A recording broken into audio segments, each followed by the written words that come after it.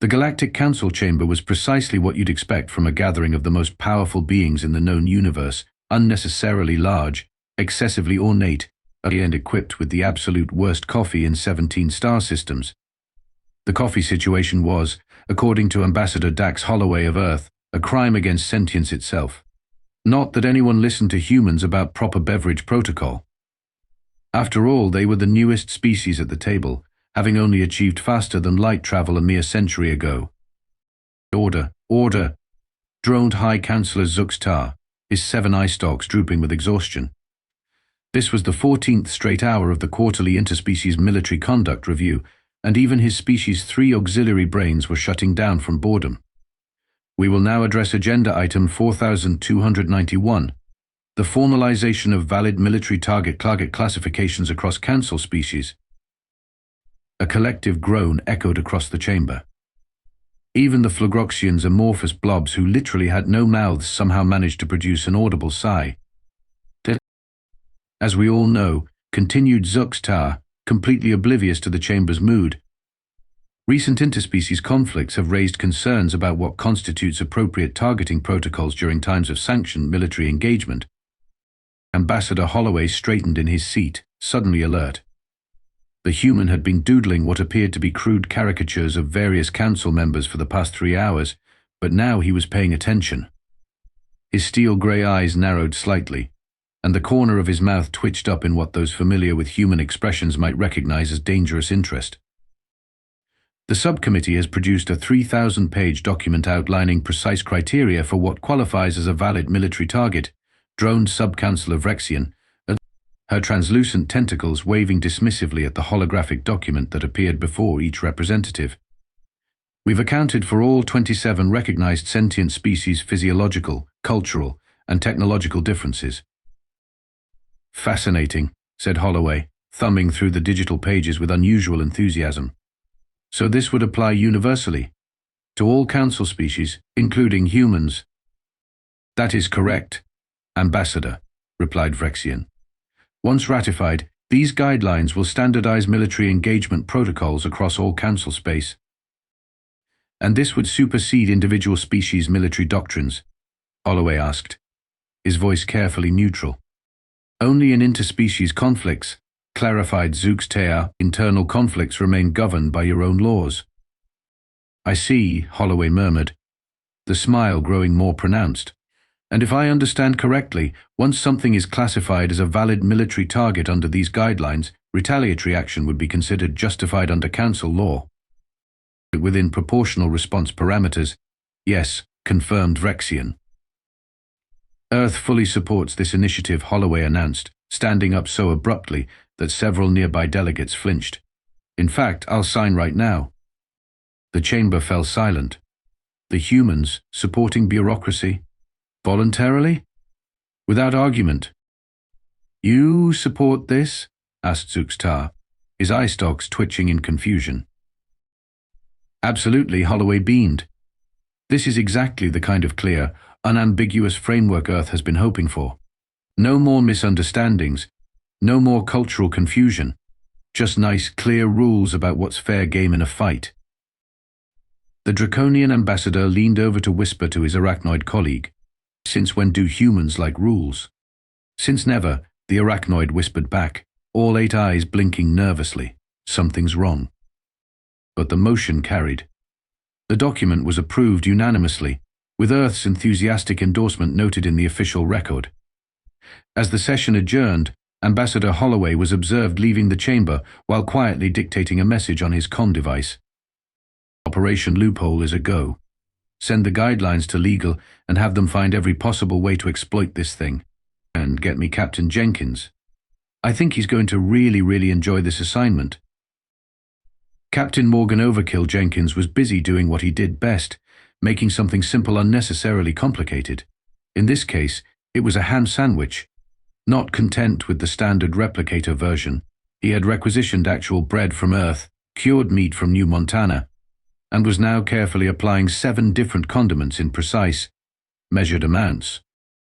Sir, priority message from Ambassador Holloway, announced Lieutenant Kieran Guillen, his communications officer, watching her captain's culinary project with bemused tolerance. "Can't it wait?" Jenkins muttered, carefully placing 3 pickle slices in an exact triangular formation. "I'm at a critical stage here." He flagged it as Christmas came early. "You magnificent bastard," Nguyen replied with a smirk. Jenkins' head snapped up, a manic grin spreading across his weathered face. That was their code for "found a loophole you're going to love." He abandoned his sandwich masterpiece and strode toward the command deck of his ship, the inappropriately named Use Reasonable Response. The Reasonable Response was a Titan-class destroyer that had been modified so extensively it barely resembled its original design. What had once been a standard military vessel was now an unholy amalgamation of weapons systems from 17 different species, experimental shield technology, and enough firepower to glass a small moon, all technically within regulations, of course. Jenkins had made sure of that. "Put the ambassador through in my ready room," Jenkins ordered, "and get the senior staff together." 5 minutes later, the ship's senior officers had assembled: Lieutenant Nguyen, Chief Engineer Max Boom Boom Rodriguez, Tactical Officer Dex the Rulebook Harper, Science Officer Dr. Lara Jones, and ship's AI Victor, whose holographic form always wore an impeccable suit despite being in deep space. "Ladies, gentlemen, and digital entities," Jenkins began, practically bouncing on his heels, "Ambassador Holloway has sent us something beautiful." "Last time you said that, Captain, we ended up weaponizing a gas giant," Dr. Jones remarked dryly. "And it was completely legal," Jenkins countered, pointing at Harper. "By exactly 0.02% of the regulatory margin," Harper confirmed with a smug smile. "The crew didn't call him the rulebook because he followed regulations, they called him that because he knew exactly how to bend them without breaking." "Well, this time we've got something even better," Jenkins said, activating the holodisplay. "The Galactic Council, in all their infinite wisdom, has formalized what constitutes a valid military target across all species." Rodriguez whistled. "You mean they've created a universal set of rules that applies to everyone? Even the Vex'thor?" "Especially the Vex'thor," Jenkins confirmed, his smile turning predatory. The Vex'thor were notorious bullies of the galactic community. Physically imposing and technologically advanced, they had a habit of pushing boundaries and then hiding behind technicalities when confronted. 3 months ago, they had attacked a human mining colony in the Arcturus sector, claiming it was harboring military assets. When Earth protested, the Vex'thor had produced suspicious evidence that was just good enough to create reasonable doubt in the Council. "So what's the plan, Captain?" Nguyen asked, already typing notes on her tablet. "The plan, Lieutenant, is malicious compliance at its finest," Jenkins replied. "We're going to follow these new guidelines to the letter, and we're going to make the Vex'thor deeply, deeply regret ever hearing the phrase valid military target." Victor, the ship's AI, cleared his throat, a completely unnecessary action for a digital entity. "Captain, I feel obligated to remind you about your last performance review, where Admiral Chen specifically mentioned your, and I quote, pathological need to respond to any provocation with excessive force disguised as technical compliance." "Victor," Jenkins said with a grin that could only be described as wolfish, "that wasn't a criticism. That was my letter of recommendation." The incident that had earned the Vex'thor the full attention of Captain Jenkins and his crew was still fresh in everyone's minds. The Arcturus mining colony, affectionately called Dirt Ball, its inhabitants, had been a relatively unimportant human outpost, extracting rare minerals from an otherwise unremarkable planet. Its only notable feature was that it had the second-best pizza joint outside Earth's solar system, a fact that many human spacers regarded with almost religious reverence. 3 standard months ago, Dirtball had received unexpected visitors. A Vex'thor cruiser, the inevitable Dominance, had entered orbit without warning and deployed ground forces directly into the colony's main settlement. The official reason, later presented to the Council, was that the Vex'thor had credible intelligence that the humans were developing prohibited weapons technology in violation of Treaty 2297B. What they actually found were 342 miners, 4 administrative personnel, one board security team, and Luigi's authentic pizza emporium. The Vex'thor, never once to admit a mistake, had proceeded to confiscate 2 months' worth of mineral extraction, destroy the colony's defensive systems, and most unforgivably demolish Luigi's brick oven, which had been imported at enormous expense from Naples, Earth. They claimed the oven was dual-use technology, Jenkins growled, reviewing the incident report. Said it could be converted into a plasma forge. Technically possible, Chief Engineer Rodriguez admitted, but you'd need to be insane to waste a genuine brick oven like that. You can't replicate that flavor profile. Lieutenant Harper, tablet in hand, nodded gravely. According to the new guidelines Ambassador Holloway forwarded, the Vex'thor action was classified under Section 47C, but preemptive security operations based on credible intelligence of treaty violations. And the Council bought that? Nguyen asked incredulously.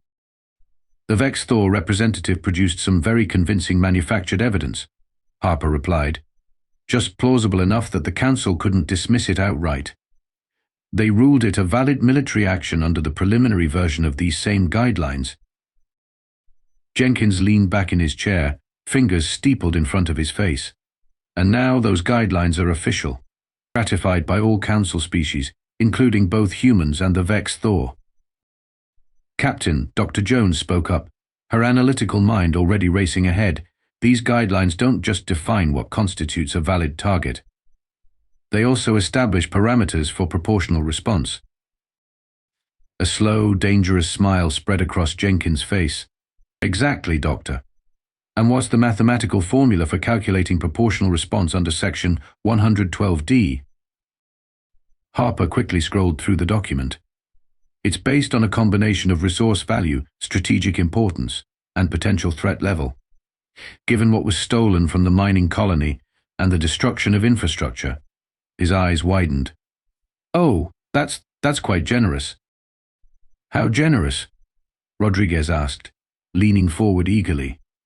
According to these calculations, Harper replied, a proportional response could include neutralization of military assets of up to 3 times the estimated value of damage inflicted, plus an additional multiple for deterrence factor based on the aggressor's history of similar actions.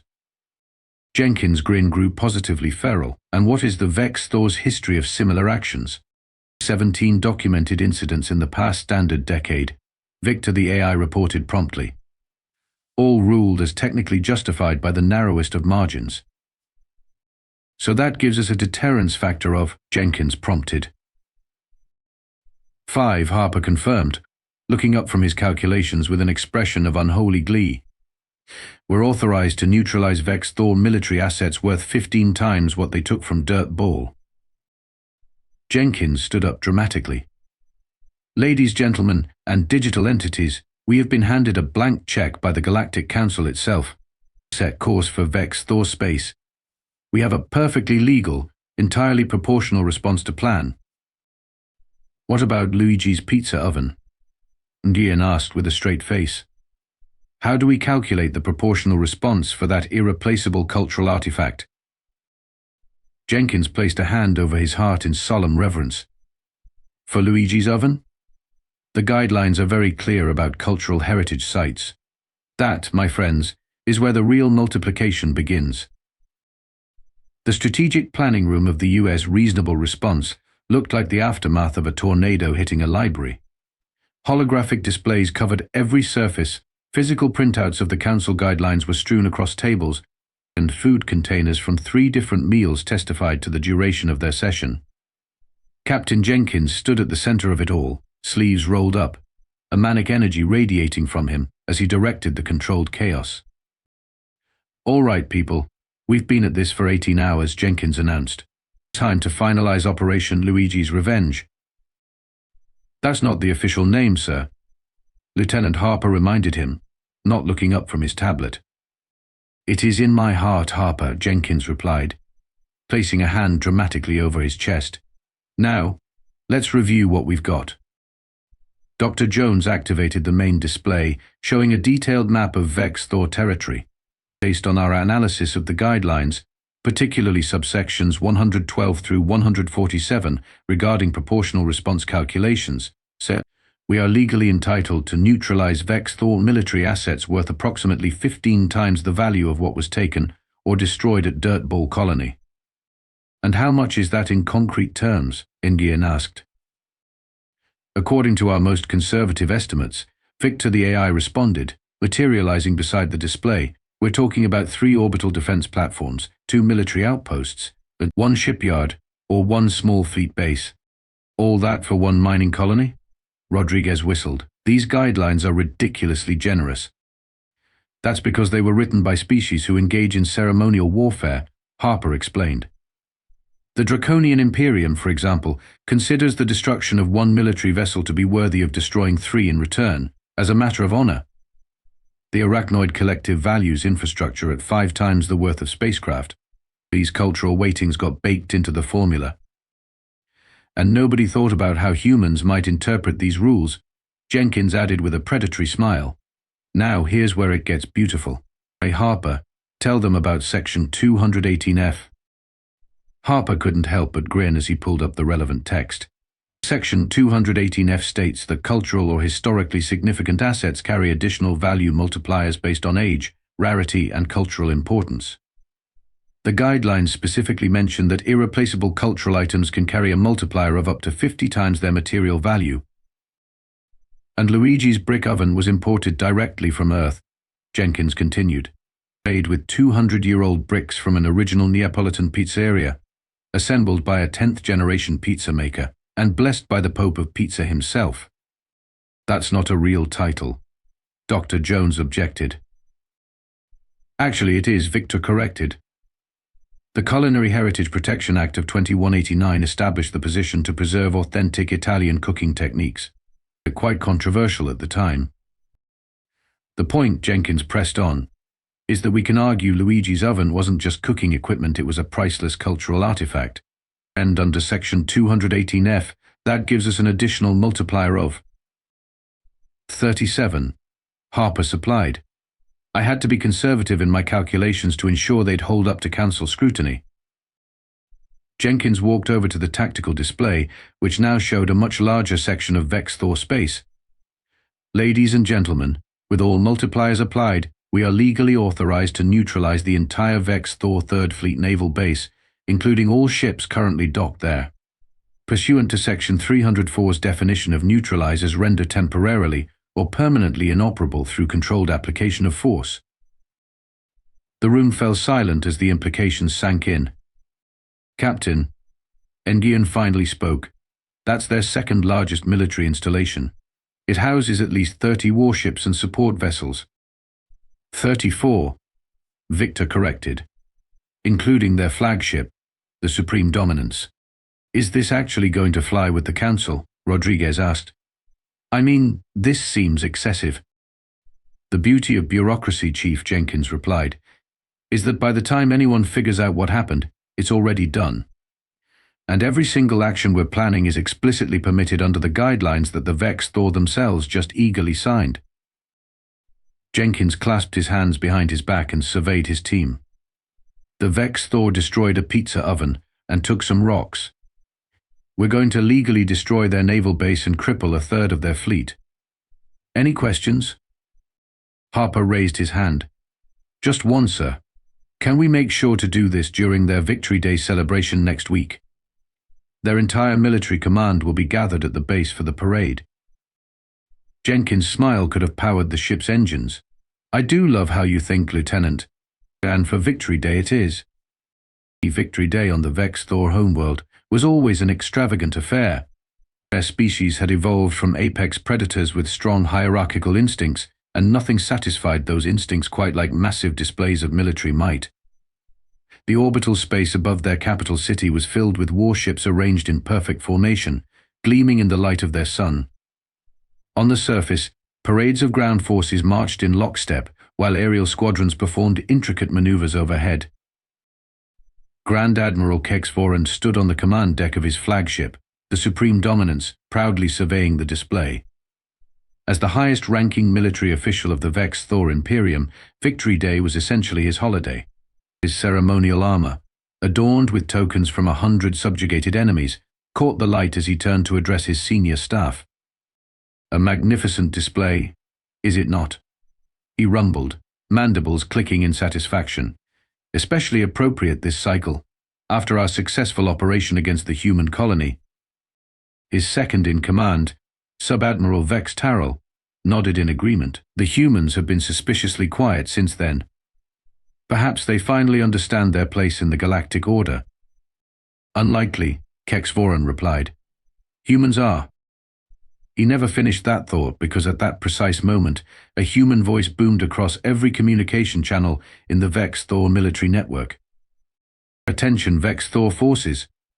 This is Captain Morgan Jenkins of the U.S. Reasonable Response.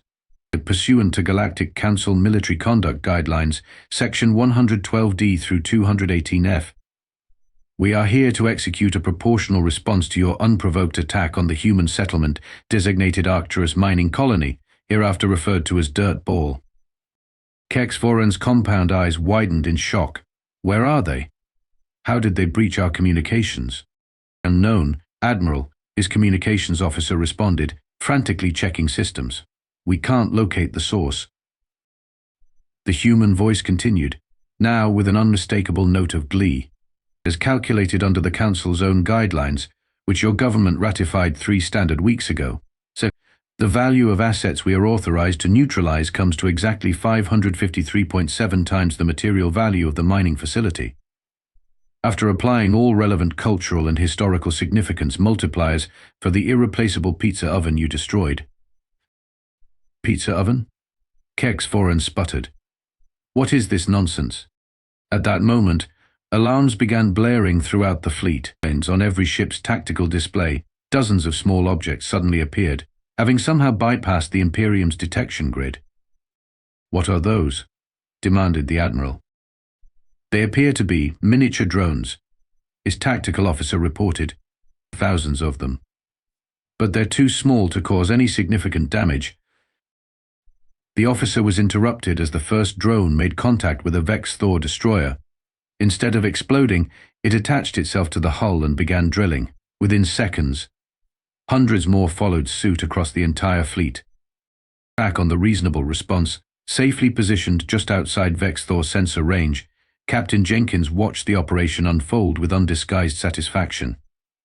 Status report, he ordered. Deployment proceeding as planned, Captain, Engian reported.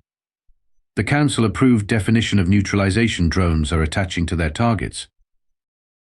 Jenkins nodded appreciatively at the acronym.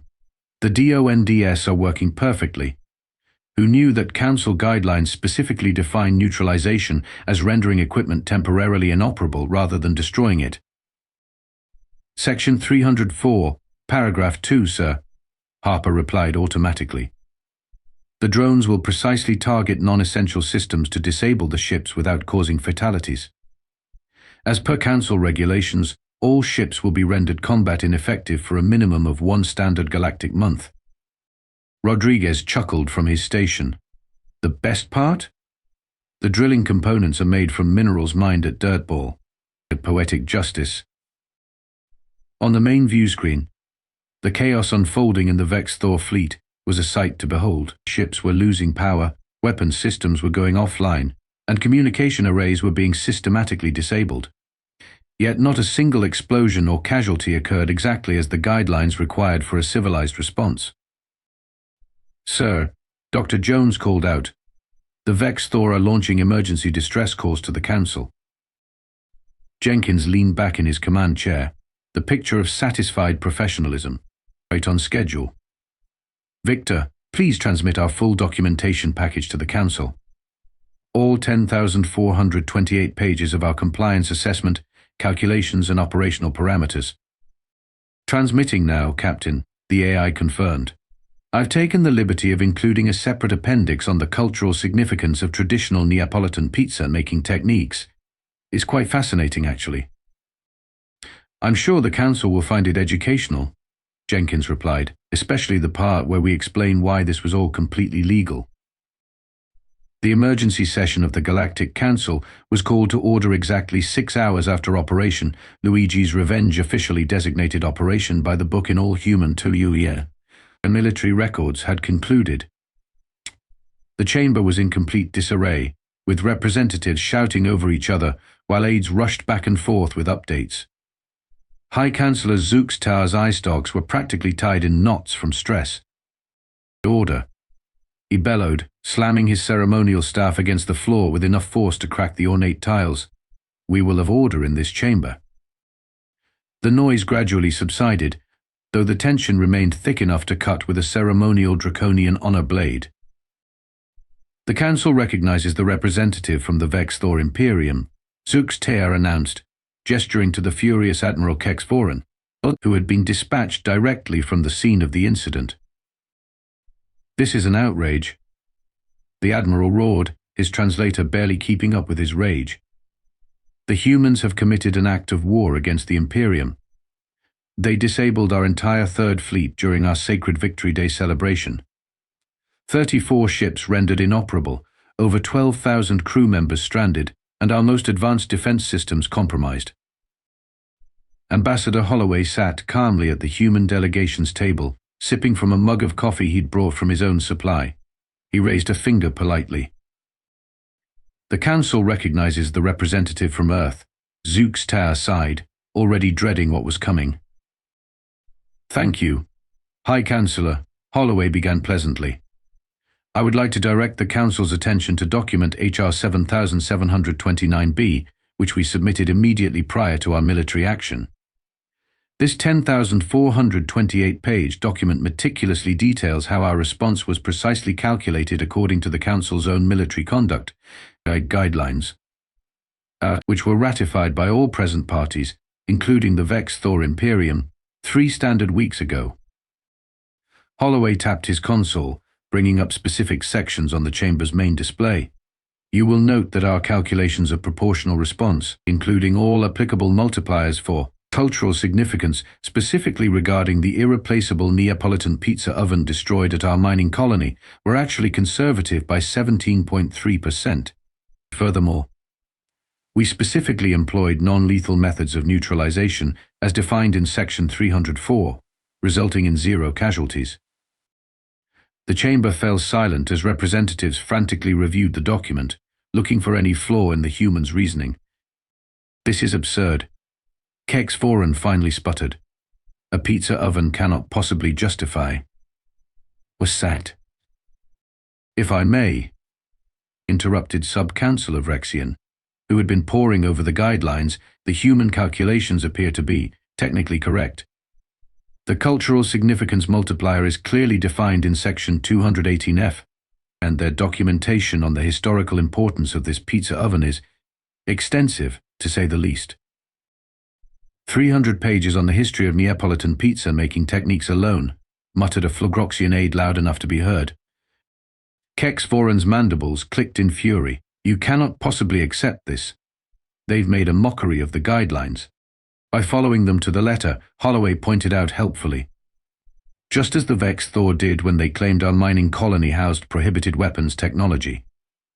A claim that was accepted by this very council under these very same guidelines. High Councillor Vex'thor's eye stalks drooped in defeat. The chair recognizes that the human action, while unprecedented in scale, appears to be in technical compliance with the guidelines as written. However, he continued, straightening, this clearly indicates that the guidelines themselves require immediate amendment. Earth fully supports a thorough review of the guidelines. Holloway agreed readily. In fact, we've taken the liberty of drafting some suggested amendments. The collective groan that echoed through the chamber was possibly the most unified the council had ever been. The humans wish to help write the new rules. The draconian ambassador whispered to his arachnoid colleague. We're doomed. Oh, come now, Holloway said with a suspiciously innocent smile. We just want clarity. For instance, we suggest adding specific language about what constitutes appropriate ratios for cultural significance multipliers. Perhaps a cap of, say, 1,000 times material value? That seems reasonable, doesn't it? As the council reluctantly began reviewing the human suggestions, a junior aide approached Ambassador Holloway with a message. After reading it, Holloway suppressed a smile and whispered to his assistant, "Tell Captain Jenkins his next assignment is ready." Operation Loophole continues. In the coming weeks, as the council labored to close the gaps in their regulations, human legal experts were already analyzing the new drafts, finding fresh ambiguities to exploit. It seemed the Galactic Council had learned a valuable lesson: never give humans clearly defined rules, especially if those rules include the phrase "valid military target."